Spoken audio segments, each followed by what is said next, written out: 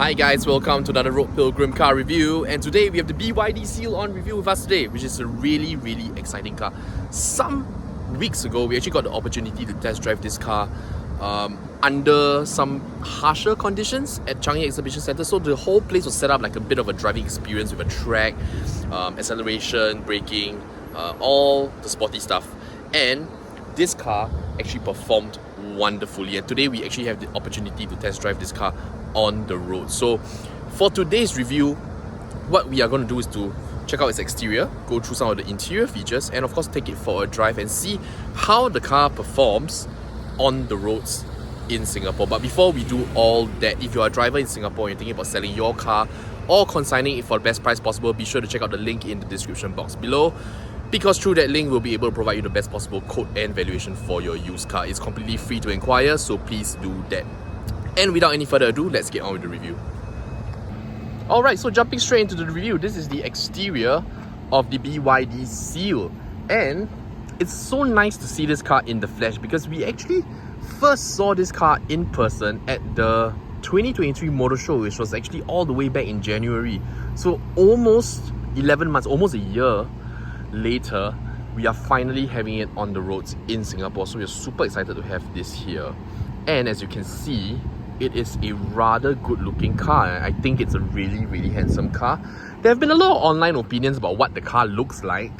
Some people say it looks like a Taycan, some people say it looks better than a Model 3, but all those things are quite subjective.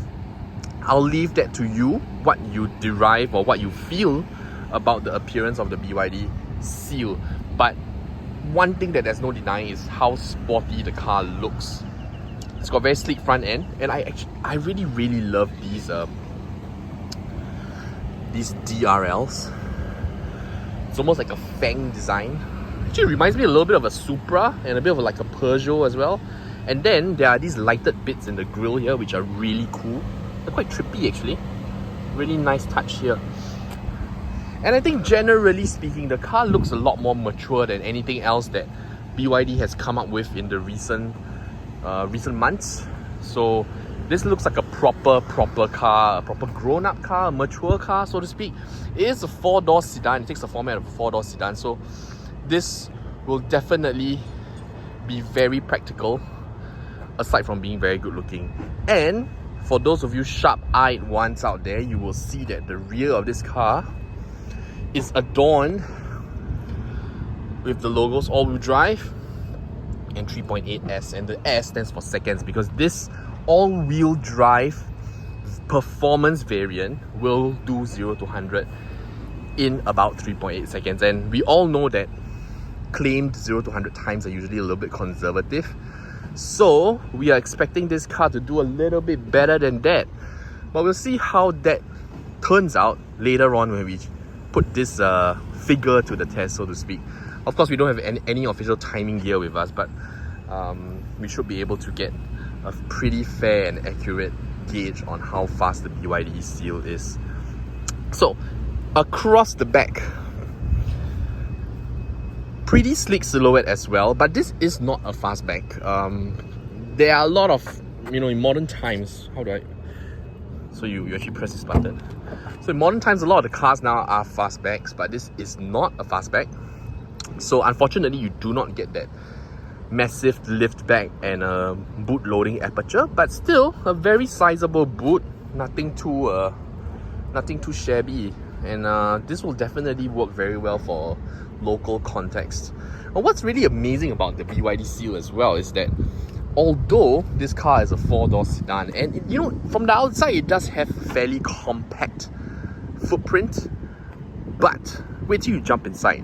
The interior space utilization is actually really good, and you'll get to see why when I jump into the back seat as well. But before we jump in the back seat, I think let's take a look at the cabin, the front cabin, and the dashboard and the design of the BYD Seal.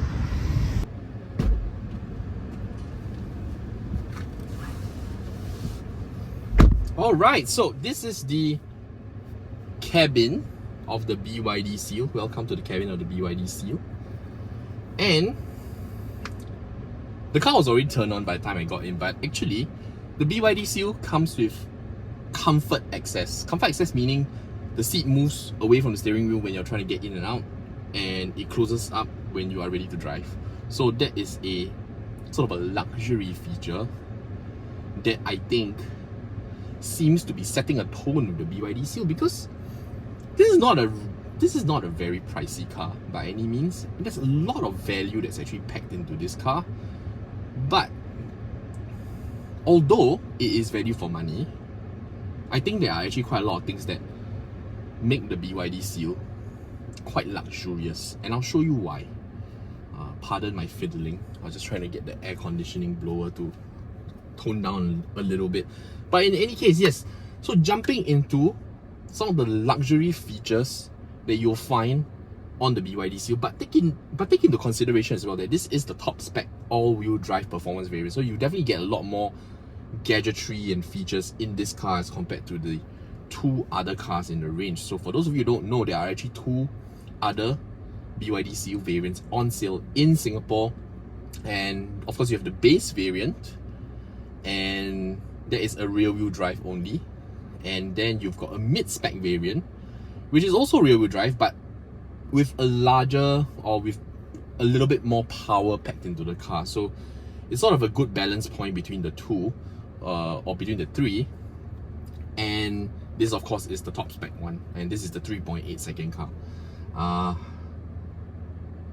Diving straight into the cabin, obviously the thing that dominates the interior has to be this huge touchscreen, which runs, I believe, wireless CarPlay and Android Auto. I could be mistaken, but it should be wireless. And what's really nice about this infotainment unit is that as certain updates get shared with consumers from BYD HQ, this system is actually capable of over-the-air updates. So you don't actually have to go in, plug your car in, spend half a day at the service center to get your infotainment updated. There are over-the-air updates that you can do, which will ensure that your car is always up to speed with the latest OS, operating system, so on and so forth. The other thing that's really cool about this screen, a little bit more of a party trick if you will, not so much a useful feature, is the fact that this screen is probably, in Singapore at least, the first rotatable touchscreen. So there are two ways that you can rotate touchscreen. One is through the screen itself, and one is through this button. I'm going to press it through the button here. And from a landscape touchscreen or infotainment unit, you now have a portrait style infotainment unit, which is really cool. I think it's a nice party piece for anybody who's climbing into your car. Like maybe you're driving your colleagues out for lunch break. This is something really cool that you can show them. And I think it also ups the luxury factor in the BYD Seal. Now, but for all intents and purposes, I actually prefer to drive with a landscape, just because it obstructs less of my view along the windscreen. But that's a very personal choice. Up to you how you want to do it. Within the infotainment unit, there's also quite a lot of things that you can find, and one of my favorite features is that within the climate control menus, there are ventilated seats and heating seats. Now, the ventilated seats are definitely a huge bonus to have in Singapore, because we have extremely warm weather, and the ventilated seats just make so much of a difference. And what's really nice about the ventilated seats in the BYD Seal as well is that the blower isn't super noisy. A lot of the ventilated seats that you get on the market today, especially the ones that you can find on Toyota cars, they have this very, very prominent whirring sound, like woo, like a fan blowing. In the BYD Seal, it's completely silent, almost completely silent. And there's also a very even dispersion of air that comes out from the seats, not just from the bottom but also from the back. So I'm really, really pleased about this. Now,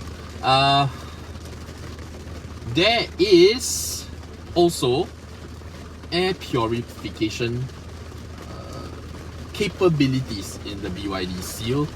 So you've got ionized air, you've got PM 2.5 detection, those sort of things.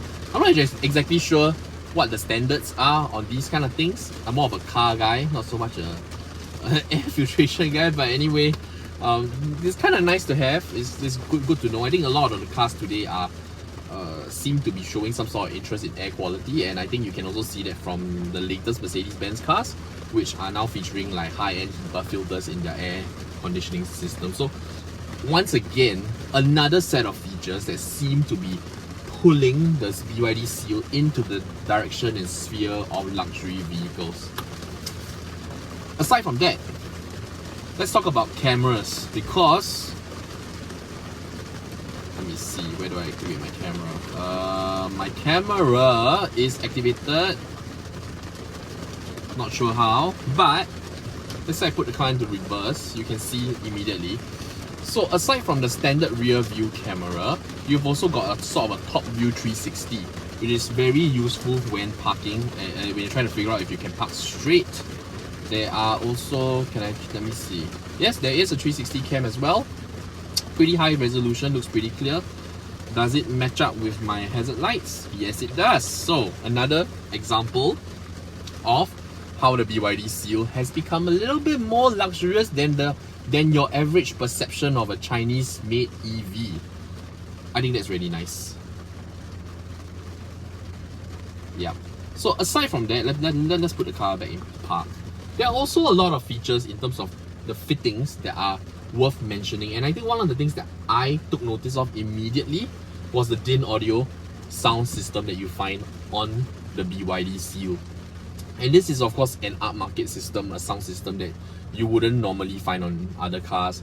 So obviously, when automakers launch cars in Singapore, usually the base specs of course would have factory fitted sound systems, and then further up the line, then you've got, you know, high-end third-party systems, so either from Meridian, from Canton, DIN Audio, Bang & Olufsen, Harman Kardon, so on and so forth. So in the BYD Seal, you have the DIN Audio sound system, which sounds absolutely amazing. I'm not going to play you anything because then the video is going to get flagged out for copyright infringements on YouTube, but you'll have to take my word for it that this sounds pretty awesome. Elsewhere, you've got digital driver's display as well. And of course, this digital driver's display, I would say, isn't the most aesthetically pleasing system on the market, but it is different from the one that you get on the Atto 3 and the Dolphin, which means that there is some distinction that has been accorded to the BYD Seal. This is their flagship model at the moment, and it does get a larger, more polished screen. It's a bit more atas, so to speak. And obviously, in terms of the information that it shows, is pretty standard as well. You've got your charge, your power ratings, your speed, your range, so your drive modes, so on and so forth. Oh, talking about drive modes, drive modes are actually very easily controlled through the center console here. You've got this toggle wheel, which says mode, and you can toggle between eco, normal, and sport. And I'll tell you this, there's a huge difference between the driving modes and the amount of power that you get and the way the car feels. So later on during the driving segment, I'll share a little bit more about what I think in terms of the driving stuff. But for now, just need to know that the driving modes are actually easily accessible here. They're not hidden in some quirky side menu and things like that. In terms of steering wheel, you've got a flat bottom BYD steering wheel. This is sort of a sport steering wheel, and I think that's got a very nice thickness to the wheel, a nice girth. It's not too thin like you get on some cars, but it's also not as fat as like a BMW M wheel, which can feel a bit much at times. I mean, for me, there isn't really too much issue, but I think for ladies with smaller hands, you might have a bit of issues with some of the thicker wheels that you find on the market. So I think this has a very good balance, and of course this is multi-function. You've got cruise control settings on your left, volume and menu controls on your right, and that's pretty much it. Pretty straightforward. Nothing is too confusing. I would say that the infotainment unit itself, there are certain menus that need a bit of getting used to. It's not as intuitive as European interfaces or those that come on European cars. But in terms of the steering wheel, I think that's fairly straightforward. I think BYD have done a very decent job here. Around the car, as you can see, the car also feels a lot more grown up than the standard BYD range. So what do I mean? In the Atto 3, I think there was still a lot of gimmicky features or features that were a little bit playful, a bit youthful. In the Seal, everything feels like it's grown up a little bit. It's a lot more, I wouldn't say stately, but it's a lot more grown up, and it definitely will appeal to a slightly more mature audience. Everything is quite well fitted actually. Of course, you know, being a it's not an expensive car by any means, so definitely you'll expect that there are some material compromises. I mean, there are some plastic bits here, but nothing feels overly cheap. And one thing that I was quite surprised with was actually the build quality. It's not the best on the market, but I'm not really hearing a squeak or a rattle actually. I'm not sure about you. Can you hear it? I'm not really hearing anything, which is really amazing, because this is exactly how far Chinese EVs have come. I mean, the BYD 3 was the Atto 3 was already quite amazing in terms of its drive and its capabilities, but now that the Seal is here, I think this has set the new standard. This is really something to be amazed about. And if you haven't, or if you cannot fathom, or you cannot imagine how far Chinese EVs have come in Singapore's market or in the global market, please go down to BYD showroom, get yourself a test drive, because you need to feel this to experience it for yourself, and then you will understand. Even things like the opening and closing of the doors, it's so plush and calibrated. You know, you don't really get this like it's not, it doesn't close with the same reassuring thud that you get on a Continental car, but it's very nice in its own way. It's still very, very well made. And then of course you've got these lovely seats as well, which I tell you, they are super comfortable. They have just the right amount of back support, lower back support. And for me, I have a lot of lower back problems, so this is an extremely welcome thing to have in the BYD Seal. But anyway, I'm yapping on a little bit too much about what you can find in the interior. Let's go jump in the back and check out what the car feels like to sit in as a rear seat passenger. Let's go.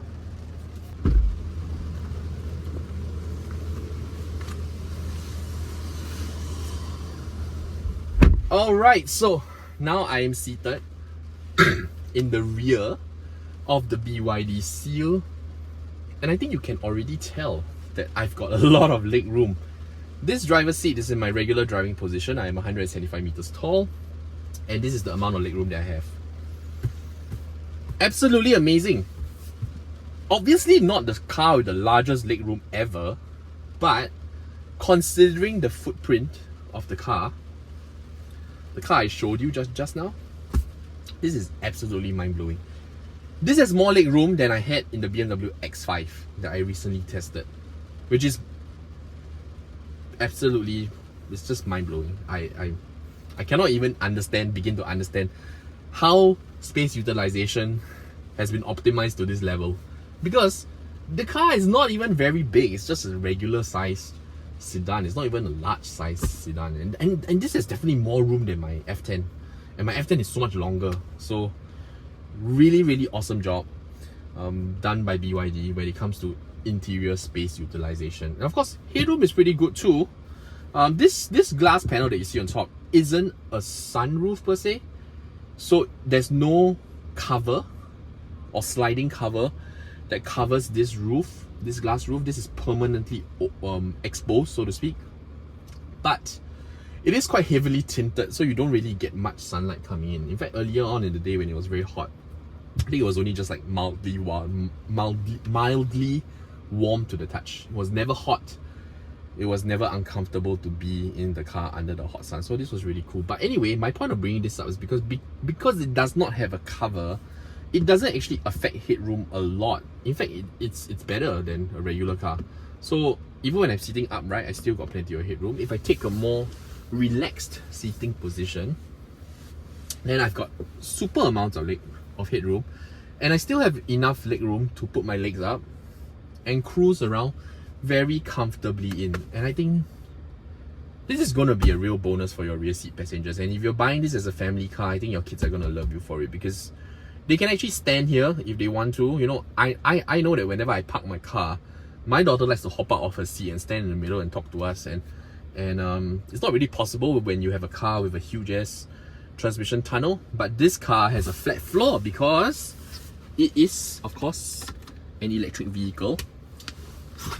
But there is something else that BYD has included in the car that makes it a little bit more special. So, if you don't already know this, BYD doesn't use a mass market purchased battery like some other automakers do. In fact, they make their own battery, and it's called a blade battery. And the reason why it's called a blade battery is because it's ultra thin. And what this ultra thin blade battery allows the BYD to do is to pick up less interior floor space, which means that cabin space is a lot better, and it also makes it easier for BYD to integrate the battery into the chassis of the vehicle. And in fact, they have this thing called a cell to body architecture, which basically means that the battery and the chassis are fitted in seamlessly. They're just the battery is the body, so to speak. It makes up the body. It's not a frame with a battery inside. And later on, when we drive the car, I'll explain to you how that affects the overall drive of the vehicle as well. But in the meantime, if you're just taking in what's happening in the rear of this car, I think you'll already be pretty amazed. For anybody considering a family car and you think to yourself, oh, I need an SUV in order to have enough space in the rear, I would suggest that you think again, because the BYD Seal is a very, very, very realistic option. And I think your children, your kids will be happy in the back of this car for a long time to come, until they become teenagers or even larger, right? Because even a full-size adult is comfortable in the back of this car. As standard, of course, you get ISOFIX points, so these will be very useful when you're carrying child seats, if you are using this to carry your tiny children, your tiny humans. And of course, in terms of the seats, they're almost as comfortable as the ones in the front, but of course the front ones are even better. So yes, I am very happy in the rear of the BYD Seal. But I think the highlight of this car is how well it's going to perform on road. Unfortunately, it started raining, so I'm not going to launch the car and e-brake the car, but we will still go for a drive nonetheless, and I'll still share with you how the car performs, so on and so forth. And without any further ado, let's jump back into the driver's seat and do just that. Alright, so now we are going to set off on a drive in the rain in the BYD Seal. And to kick things off, earlier I mentioned that the BYD Seal has 3 driving modes. So we're going to start off the drive in normal mode. So to get some context on the performance of the BYD Seal, or at least this all-wheel drive performance variant, I'm not sure why, but I actually can't remember how many horsepower it has. But this car produces about more than 600 Newton meters of torque, and it will get from 0 to 100 in 3.8 seconds, which is something that obviously BYD feels very, very proud about, because they have found it in themselves to put the 3.8 seconds or the 3.8 number on the rear of the car. And the reason why they're very proud of this is probably because the performance variant of the Tesla Model 3 will do 0 to 100 in 4.4 seconds. So if you are looking for the quickest EV that you can buy with not so much money, then the BYD Seal is actually a more prolific car than the Tesla Model 3. Sorry, I'm a bit distracted because I need to look out for traffic. Lama, look at this joker. He's trying to turn in, but like, you know, just wandering around. Anyway, so at the top spec, the BYD Seal is actually the more prolific car, and it do cost about the same. Of course, there are some minor variances in pricing, but for all intents and purposes, in the current market, the BYD Seal and the Tesla Model 3 are actually quite evenly priced. Interestingly, this kind of trend also cascades down into the lower variants. So if you're talking about the base Model 3, that is actually comparable to the mid-spec BYD Seal. And at the mid-spec, they both do 0 to 100 in about 6 seconds. And they're both rear-wheel drive. So fairly similarly spec'd. But of course, there are quite a lot of differences in the way they are built, the way that the cabin looks, and the way that the fit and finish is executed. But I leave that up to you, how you think the cars are. To be frank, I don't really know how the new Model 3 is built because Tesla have not offered me a test drive to review the car. So maybe when they do, I'll share with you my thoughts about the Model 3. But I must say, I am very impressed with the BYD Seal in terms of the way the car feels on the road. So so going back to driving specifics, you know, in normal mode, the car moves around normally. You don't really feel too much influence on the dual motor or not. In fact, it doesn't feel too dissimilar to the other two variants because we are going at very passive speeds. But what you do find quite different is that steering weight is a little bit more heavy than what you would find on the lower two variants, and that's also because there is some power going to the front wheels in this particular all-wheel drive version. In the other two versions, it's rear-wheel drive only, so the front wheel, so basically the car gets a full-on rear-wheel drive kind of driving dynamic, which is very pleasant actually. And when you're chucking the car around corners, you can actually feel this difference the most, because when we did the driving experience at Changi Exhibition Centre, I found that my favourite car to drive was actually the mid-spec rear-wheel drive, which offered me enough power, but in rear-wheel drive format. So the handling of the car felt a lot more natural, a lot more organic. I didn't feel like I had to fight the steering wheel for any sort of a direction change or anything like that. It was purely, you know, the car responded very, very clearly to my driver inputs, which I particularly liked. And around like the sort of slalom course, I actually got better rotation out of the rear-wheel drive car as compared to the all-wheel drive version. But there is no doubt that the all-wheel drive version, whether it feels as nice to drive or not, it's going to be quicker than the mid-spec car any day, any time, any condition. In fact, because it's all-wheel drive, by virtue of the fact that it has all-wheel drive, already tells you that coming out of a corner, it's going to have a lot of grip. It's going to be quite assured. And although in normal road conditions, you don't really get the opportunity to push the car to that level, it's kind of nice to know that your car can do that.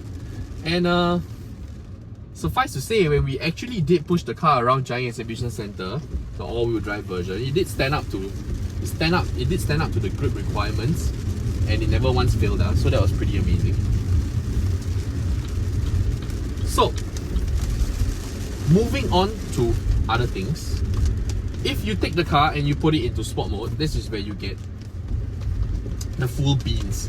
And we'll head back into the car park and I'll show you a little bit of the acceleration later on. But one thing that I realized when driving around in sport mode in this particular car is that at lower speed conditions around town, the car does feel like it has a little bit too much power at times, to the extent where it's hard to actually move off the line in a manner that is smooth. You know, you always seem, even the lightest step of the accelerator, you seem to be getting quite a lot of whiplash, or not whiplash, I think that's a bit of an extreme word, but you do get the throwback quite a bit. And I personally found it quite hard to actually drive very calmly and very smoothly in sport mode. Of course, it's the most fun to drive. The car is absolutely bonkers when you put your foot down, but day to day, if you're driving your family around, I don't really think that you want to be gunning the car so much. In any case, what I found was a good alternative or a good solution to this is to just put the car in eco mode, because in eco mode, the car just calms down quite a lot more. I'm gonna do that right now. Eco mode, yeah. And actually, it does limit the power quite a bit, which does help you to execute a much smoother drive when you're around town. And actually on the highways as well, if you're going for a more leisurely cruise, you're not really gunning the car too hard, I would say driving around in eco mode is probably sufficient. And I think in Singapore's context, eco mode will already get you to highway cruising speeds in like that. So you don't really need too much time in sports mode, I would say. And in this setting, in the eco setting, you'll probably be able to achieve maximum range in the BYD Seal as well, which I think BYD claims to be close to 600 kilometers, about 500 plus, 550 thereabout, which is a very respectable figure. I think the Tesla does boast a longer range, but I haven't driven the car myself, so I can't say how near or how far the claimed figure is from the listed figure. But from what I understand from the BYD Seal and what we have tried, the figures are pretty close actually. You can get quite a similar number. So I would say that in the BYD Seal, you probably will not, I mean realistically speaking, if you drive the car normally and not like and you're not drag racing the car at every red light, you should be able to get at least 500 kilometers in my opinion, which I think is a very, very respectable number. 500 kilometers is like probably 1.5 to 2 weeks worth of driving if you think about it. Or it also means that you should be able to reach KL on just, you know, and have some extra, you know, you can reach KL without having to stop to recharge, which is really convenient, because I know that a lot of Singaporeans prefer not to stop halfway. They want to just, you know, they don't mind charging their cars back like up in KL, but not so much when they are driving around the highways. But yes, so in terms of range, I think the BYD Seal also does a really, really good job. I think all in all, I'm just really amazed at the kind of capability that you get in a car like that for this price point. So obviously, if you look at the list price of the car, there are going to be, I mean, the car sounds expensive, like it crosses the 300,000 mark in the current COE. But if you're interested in the BYD Seal, I strongly urge you to speak to a salesperson, go down for a test drive, because there are quite a lot of promotions and discounts and other goodies for you if you should decide to trade in your car and take on a BYD Seal. And I believe the actual price you'll end up with is quite a little bit lower than the list price. I can't quote an exact price to you, because by the time you watch this video, that those figures might have changed. But from what I understand, there are some significant rates that you can, preferential rates that you can enjoy if you want to take on a BYD Seal at this current juncture. So please do that. Now we're actually heading back to a safer spot so that we can, you know, away from traffic, so that we can push the car a little bit and show you how violent 3.8 seconds looks like. The last time I drove a car like that on Singapore roads was probably the Audi e-tron GT RS or RS e-tron GT, and that was like a 3.3 second car, and that was mind-blowing. This is not too far off actually, to be honest, but it's just a little bit weird and misleading, because on the exterior this car just kind of looks like a regular car, but then when you put your foot down, it just goes like, it's crazy. In any case, please bear with me as I drive back to the safe spot. So before we get back to the car park, earlier on I mentioned a little bit about, or I spoke a little bit about how the blade battery integrates into the body. So that is what BYD calls a cell to body technology, a CTB. And what happens in the car is that it makes the car a lot more rigid than it originally would have been without CTB. So as you chuck your car around corners, actually the car feels very nice and balanced. You know, you don't have too much of a in terms of weight shift and everything. I would say the BYD Seal was actually very comfortable to operate, and body felt rigid in the corners, and it generally holds its I mean, it handles very well enough that all the journalists were pretty much surprised at what it could do. In any case, now we are back here. Okay, I am going to put the car in sport mode. Okay, no special launch control feature or anything, is there?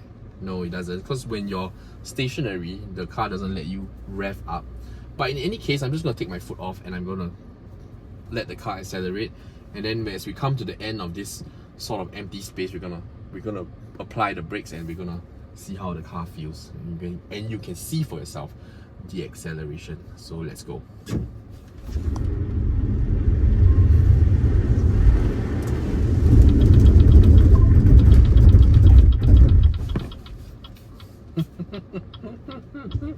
That was no doubt very, very entertaining. In fact, the roads are pretty wet, so that was a pretty amazing effort. But aside from drag racing the car, or drag or launching the car, if you're just driving normally as well, so let's say I'm at a normal cruising speed and you just tap on the accelerator, the car just moves off. And in these conditions, the road is actually pretty wet. You can still feel the bite of the car, and that is no doubt thanks to both or dual motors on both axles of the car, which I think definitely sets it apart from its lower power variants. But anyway, let's draw a close, or draw the review to a close, and leave you with some parting words. So in general, obviously, the all-wheel drive variant is a very, very capable car. It's extremely quick. It handles well, and it's got a really nice balance in the corner. So I think all in all, if you're looking at the BYD Seal as a sort of performance EV, I think you're not very far off from the mark. In fact, the only thing that is missing is probably a 2-door silhouette or a coupe silhouette, because this is 4 doors, and in a sense it doesn't really look the part. But I think it's also quite appealing, because although it doesn't look the part, then it's kind of developing a sort of sleeper vibe where people don't assume your car's very fast, and then you kind of smoke them off the line. In fact, this would smoke most cars in the market today. Of course, you know, there are some supercars that are quicker than this, but generally speaking, most performance cars in the market today would probably lose out to a car like that. But that said, this performance does come at a little bit of a premium over its base variant. So if you're not so much into performance, or rather you don't require this absolutely bonkers amount of power or performance, and you just want a quick EV, personally I think the model or the variant to get is actually the mid-spec rear-wheel drive variant, because I think that car has a noticeable increase in power over the base variant. I think the base variant at 7 seconds is, you know, it might be a tad slow for some people. So the mid-spec variant at 5.9 seconds to 100, I think that's a very nice number for an EV to have in terms of acceleration. And it's still rear-wheel drive, so you get a lot of enjoyment from the steering. In fact, I think that would be a very nice car to take onto Malaysian B-roads, nicer than this one in fact. But it only comes at a small price premium to the base. So I think you should definitely check out those options. And of course, if you just want full-on performance, then this all-wheel drive performance variant is definitely the one to get. But if you're sort of sitting on the fence there and you're not sure which one to get, I think the best value one is probably the mid-spec one.